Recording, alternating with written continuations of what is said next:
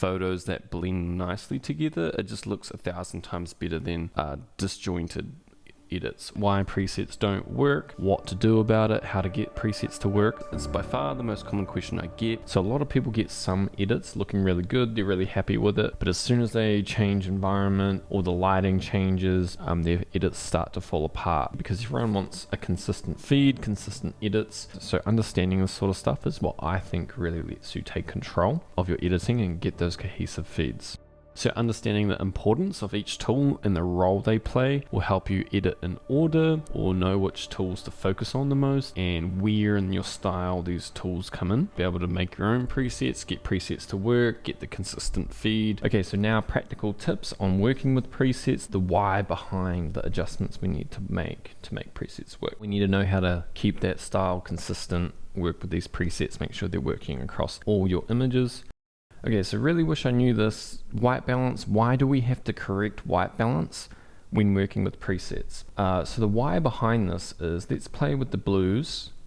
You can see how many blues we have in the image. And then let's play with the white balance. Say if it's too warm, now we play with the blues.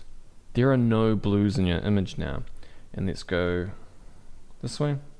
Let's say your image is too cold and you're applying presets to it.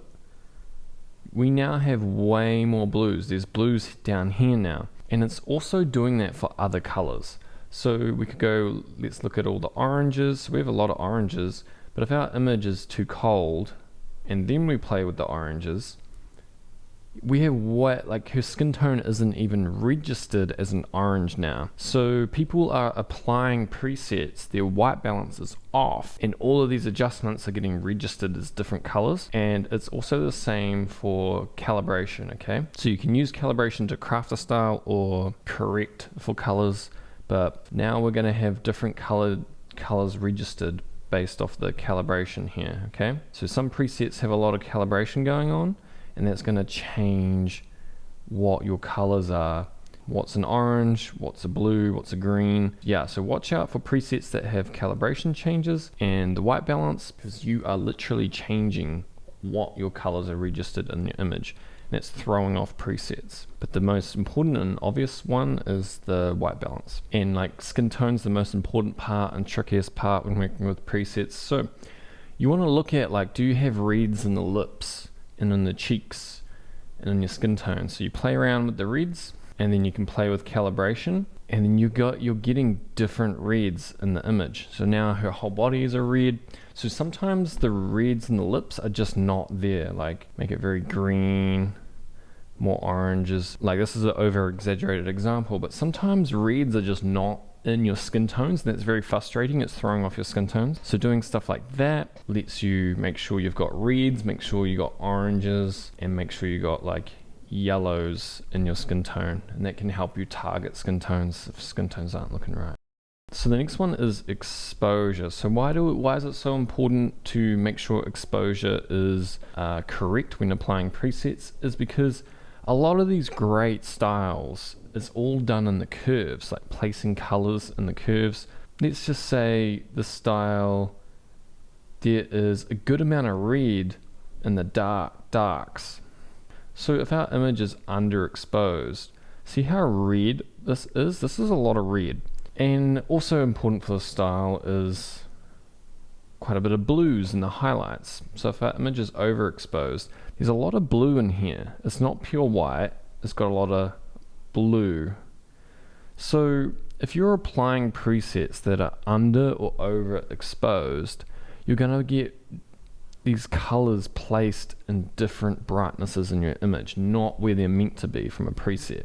But what can get tricky is some images are, in their style, underexposed. It's an underexposed style. So you have to make sure you're underexposing your images and the sliders up here so that your colors are all getting placed in the right brightness. But if your image is too bright, too dark, you're placing all these colors in the wrong place. If our image is underexposed, this curve is behaving way differently in terms of where it's putting its colors, ruining your preset. Okay, so when I make presets, watching the guest editors, figuring out how they're making their styles, I'm looking at the curve, looking at how much blue are they putting in those bright areas, how much purple are they putting in the shadows.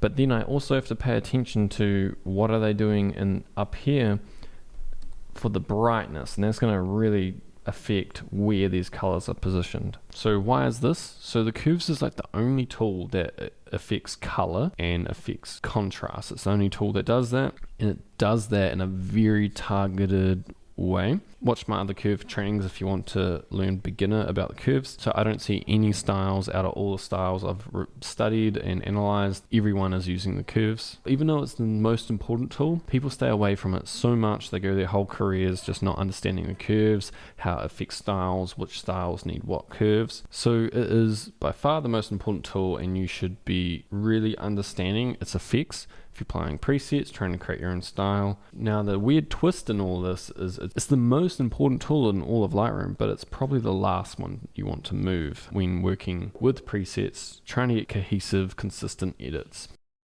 So since curves are the most important tool to craft your style, they're also the last tool you want to move to make presets work. Okay, so here's Mitchell, for example. Like if you're using his presets, here's 2 photos of his. Okay, this one and this one, the curves are the same.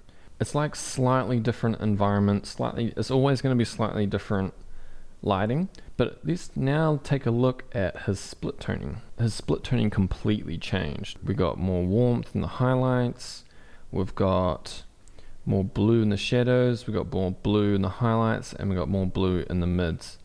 Okay, so he completely changed his approach for this one. This one, he decided to put more red in the highlights, maybe because he just felt like it was too blue. More purples to neutralize the greens. Purple's opposite the green, so you maybe wanted to like neutralize that. But that's what he went for in this one. It worked out really good.